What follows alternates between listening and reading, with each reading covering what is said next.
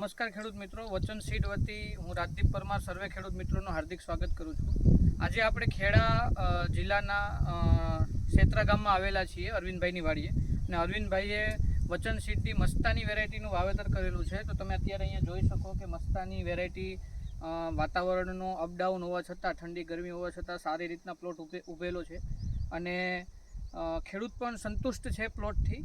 તો બે ત્રણ જે એની ખાસિયતો છે એ જણાવીએ કે જે ફ્રૂટનો એકદમ જે કલર છે એ એકદમ ઘાટા લીલા રંગનો કલર છે.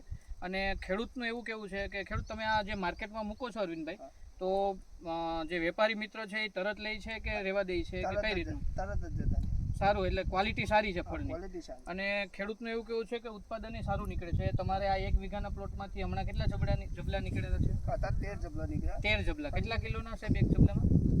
17 કિલો. 17 કિલોના 13 જબલા એક સવા વીઘા જેટલું વાવેતર છે એમાંથી નીકળેલા છે.